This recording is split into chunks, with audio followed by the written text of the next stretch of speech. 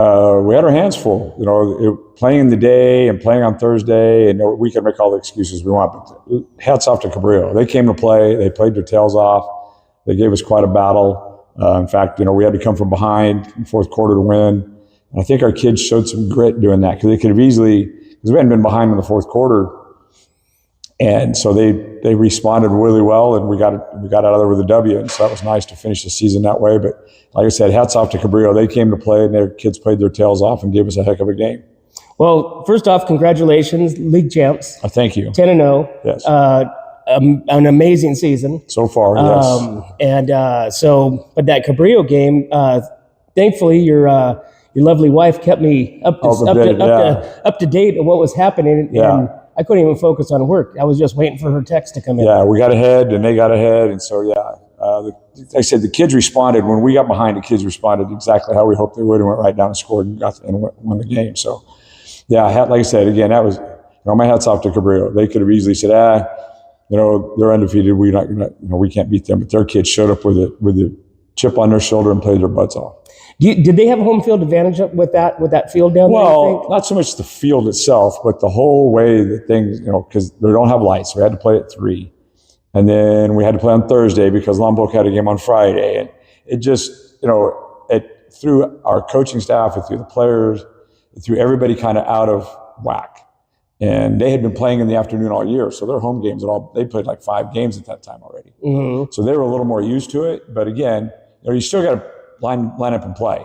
And their kids came to play, and luckily, our kids responded. In the fourth quarter, we played really well. We got ahead in the first half, and then like I said, we kind of let down, and they came back, and we had to come back and win. So you guys are matching each other all the way down the line. And they like I said, their kids played well. They have a good team. They're still in the playoffs. So they have to go to Bishop tonight to play. So good luck to them up there. But they did a good job. Credit to them. So you had 2 weeks to prepare. Last week, Tascadero unfortunately lost in a squeaker. Yeah, double overtime. Yeah, good game. That was insane. Yeah. So I was hoping to see a Tascadero Templeton in the championship game. Now we can hope to see a Templeton and a Pomo. Yeah, we'll see how that. Yeah, we're on our. Tonight we're playing a team we've already played. If we're playing Pomo, we've already played them. Whoever we played tonight was somebody who already played, because Menachie and Coalinga played. Coach, let's back up to that game with Menachie and Coalinga. Did you see Coalinga overtaking Menachie? Yeah. You did? Yeah. If you've seen what's kind of happened with Menachie over the season, I could see that, because Menachie's lost some players. Their best running back's out. Their best defensive lineman's out. They're not the same team we played back in August. They play in a really tough league. They play with Redwood and Porterville and Golden West. They play a very tough league, and they've lost some kids to injury. And you could just, they're just not quite the same as they were in the year. But like I said, and Coalinga's just kept getting better and better and better. They lost their quarterback the week before we played them, and the kid is playing quarterback now. It just seems to get better and better and better. And Coalinga's 9-2. They lost to us and Washington Union, who's a D3 school, so they're pretty good.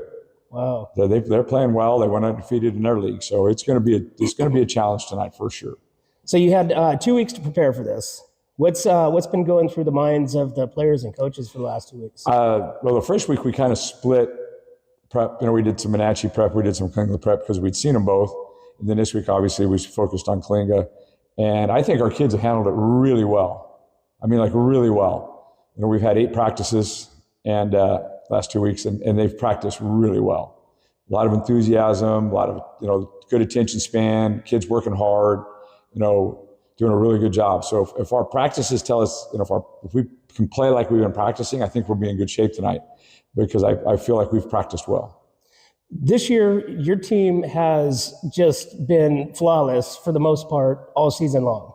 You with some pretty notable stats. I mean, you got Tannehill with over 1,500 yards, passing. Yes. You got Cunningham with almost 1,300 yards rushing, right. 19 touchdowns, and you got Sims, closing in on 837 yards in receiving. Yeah. So and you got Hayes, leading the pack on the defense. Yeah. So we're offensively we're pretty balanced. We try to stay balanced as much as we possibly can. But again, if we get to a second half of a game and we're ahead, we're not going to keep throwing the ball. That's not really good sportsmanship. So we do what, we're not going to embarrass anybody. So, but we feel like that. If you try to take one thing away from us, we have something else we can do. And defensively, we've played really well all year, really well. And we just keep getting better and better and better and better and better. And the whole thing I told our kids right after the Monday after the Cabrillo game, every team in our league, we held them to their lowest point total in the league. Mm-hmm. So each team we played scored less points against us than they did against anybody else in the league. So I felt like our defense played pretty well in the league. So if we can keep that going and keep building on that, I think we have a shot to do well in the playoffs. Everybody healthy and ready to rock? Oh yeah, we had the week off.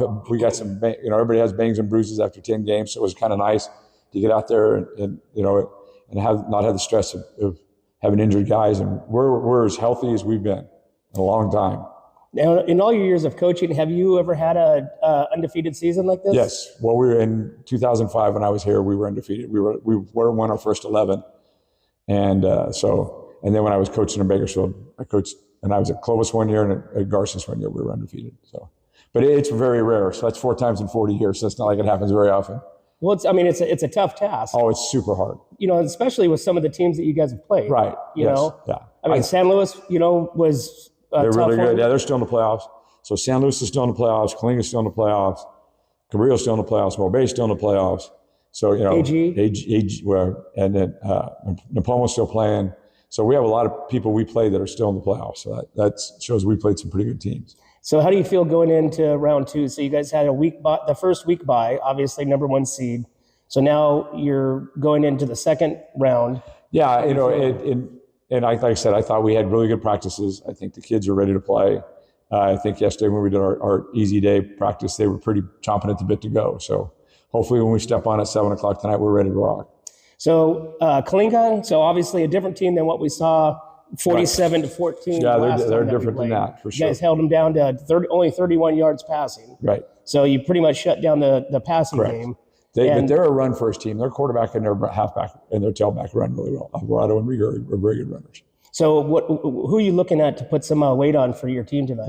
Our defense has to play in our scheme. And that's the thing we've preached to them the last 2 weeks. Do your job. Play your responsibility, play your gap. And then when the ball comes to you, you're going to make a tackle. Because the ball's, especially our linebackers and stuff, the ball's going to come back to you. So, if you get a shot, we got to get people on the ground. How does this rain play into your guys' tool belt tonight? We'll play. It's not supposed to rain during the game, so it's the same for both of us. It's the same field. I don't think there's any advantage one way or the other on the field to play. It's just nice to be at home. It's really nice to be at home. Well, 7 o'clock game tonight. Yes. No JV game, obviously. Correct. So gates open at 6. Okay. So you can get in at 6. The stadium is locked. For all you people that want to come down here, the day and go put your blankets in the stadium's locked. So because it gets pretty crazy because people try to wind up putting their stuff down and somebody else that's been their reserve seat. But and everybody has to go through GoFan to buy a ticket. There's pre-sales online at gofan.co, and that's where you get your tickets. So boosters, all that stuff? Yeah, booster passes. You can have your seat, but the passes don't count for playoffs because CIF doesn't let us do that. Gotcha. Because we got to give them the money. They get more money than we do out of tonight, except for the concessions. So, Coach, let's talk a little bit about the fan base that Templeton has. Tell me about the fans, they travel. They travel well. They're super supportive. We love it. The community, like we tell our kids all the time, we are the community's team. And we feel like they support us, obviously, with our fundraising and their support and showing up for games and ringing their bells and cheering. We feel like we're the community's team. And we hope that everybody comes out tonight. There's no game in the North County, no team in the North County is playing. Slow's on the road, Morbay's on the road. So everybody north of Aurora Grande is on the road or not playing. So, if you want to catch a great high school football game, okay, get out of the house, come watch us. It's going to be a lot of fun. Because now you got our North County rivals, or neighbors, I should say, Tascadero and Paso. Yeah, so their seasons are over. So I think you're going to see some Greyhounds. Oh, yeah, I'm sure we'll see it. Oh, yeah, for sure. It's going to be awesome, Coach. I'm looking forward to it. Well, congratulations once again. Thank you, Randy. And like I said, the team looks awesome. They're humble, very humble. And I think tonight's going to be a great game. Yeah, I think they're focused. They're focused. All right, Coach. 7 o'clock tonight? 7 o'clock tonight, kickoff. All right, guys. Hey, make sure you guys get down here and support these Eagles, guys. 7 o'clock game. This is going to be round 2 of a rematch. Rematch with Coalinga. And pretty much the season starts over tonight. It's a new season, everybody's 0-0. All right, guys. Get out here and support these Eagles. Go Eagles.